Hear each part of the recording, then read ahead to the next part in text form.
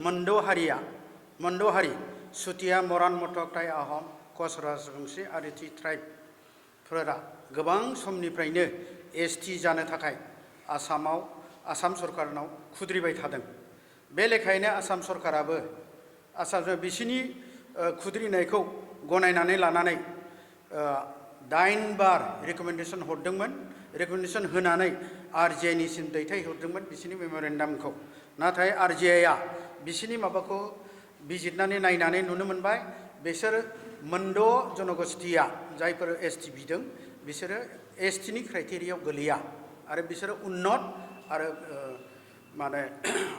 आरो आर्थिक भाबेबाबो इडुकेशन भाबे जेरैबाबो बिसोर उन्नत। गतिके बियो रिटार्न खालामफिनदों, रिजेक्ट खालामनानै आसाम गभर्नमेन्टनो हरफिनदों। दा जोङो साननो गोनां जानानै फैदों दि आसाम सरकारा मिन्थिनानैबो बिसिना ट्राइबेल जानायनि क्राइटेरिया गैया, थेवब्लाबो आरो खेबसेबाव बिसोरखौ ट्राइबेल लिस्टआव थिसननो थाखाय फैगौ नभेम्बर 25 नभेम्बर 2025 आव आसाम एसेम्ब्लियाव मोनसे बिल पास खालामनो थाखाय आखायाव लादों आरो बेखौ आरजिआइनि दैथायहरबावनो नाजादों। दा बेखौ जोङो ट्राइबेल जनगोष्ठीया जोंनि आसामनि 14था ट्राइबेल जनगोष्ठीया CC2I ट्राइबेल संघआ बेखौ एकदम अपोज खालामो। माब्लाबाबो जों बिसोरनो ट्राइबेल जाहोआ, जोंनि मोन्थाइखौ जों खहा होआ, जोंनि ट्राइबेल ब्लेकनि अधिकार, ट्राइबेल बर्गनि अधिकार 6 शिड्यूलनि मोन्थाइफोरखौ जों खुनु पयथे खर्ब खालामनो होआ। जों ट्राइबेलफ्रा खौसेयै दं, खौसेयैनो होबथागोन। माब्लाबाबो जों बिसोरनि ट्राइबेल बिनायखौ गनायनो हाया बा गनाया। आच्छा, बिनि बागै नै जों मैयासो अनारेबल चिफ मिनिस्टार आसामनि chief minister doctor Himanta Biswa Sharma सारनो मोनसे मेमोरेन्डाम होदों कि जोंनि चिरां डिसिनि थ्रु बिसिनि बै जिथु बिल बेखौ केन्सेल खालामनो थाखाय खावलायनानै आरो लोगोसे जोङो हैदिननो मैयानो जोंनि लकेल MLA निर्मल कुमार ब्रह्मनोबो मोनसे मेमोरेन्डाम होदों जाहाथे बियो स्पिच लायो 25 तारिखआव जिथु जानांगौ गोनां दङ एसेम्ब्लियाव बाव स्पिच लायो आरो बिसिनि ट्राइबेलनि एगेन्स्टै फंनैसो बुङो, बेखौ खावलायनानै जों होदों। आच्छा,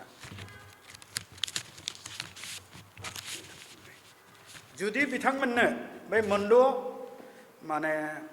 मोनद' हारिनो जुदि गमामायैनो सरकारा बोरैबाफोर खालामनानै जुदि ट्राइबेलनि स्टेटासखौ होनो ओंखारोब्ला जों बाहाय माब्लाबाबो गनाया। जों ट्राइबेलफ्रा आसामनि ट्राइबेलफ्रा माब्लाबाबो जिरायनानै थाया। दरखार जायोबा जों राजा लामायाव ओंखारगोन, आन्दलन खालामगोन आरो जाथाराबा जोबथाराव जों अनारेबल हाइकर्टआवबो सुप्रिम कर्टआवबो चेलेन्ज खालामनो बाध्य जागोन।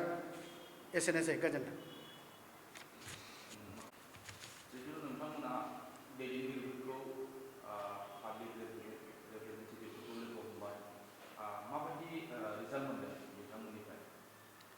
दासिमथ' एसे मोजां रेसपन्सखौनो मोनदों जोङो।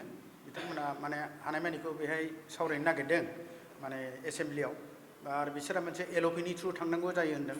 गावसोरनो बुंनो चान्स होयोना होआ, दा बिसोरनि LOPया जायखौ सायख'यो बे मथेसो बिसोरो बुंनो हागोन। खिन्थु चान्स मोनोबा बुंनो हागोन होननानै बिसोरो माबादों आरोखि, जोंनो खोथा होदों, रादाय होदों।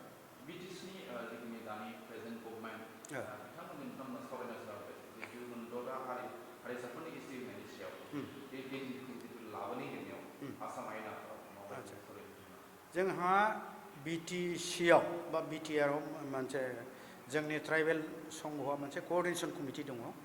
बे कोअर्डिनेशन कमिटिनियानो बावैसो थांनाय मासाव जोङो चिफखौ लोगो हमदों। ओमफ्राय जोंनि बे ट्राइबेलनि दा जिथु माबा फैदों, प्रब्लेमफ्रा फैगासिनो दङ, बै 6था जनगोष्ठीनि एगेन्स्टै बिथाङा मा बुङो, जों चिफखौनो डाइरेक्ट लोगो हमदों। बिथाङा बाहाय इसेबां कमेन्ट्स होआखिसै। थारमाने जायखिजाया जोंनि मेमोरेन्डामखौल' जोंनि साबायखर बावनायनि मोनसे मेमेन्ट' ना मा होनो बेखौल' बियो माबादों, साइटेसना बेखौल' आजावदों। बेनिफ्राय बारा गोबां समाय मोनाखिसै बे जोंनो बेफोरबायदि माबाखौ होनो थाखाय। बेखिनि आरोखि जोंहा BTCजों।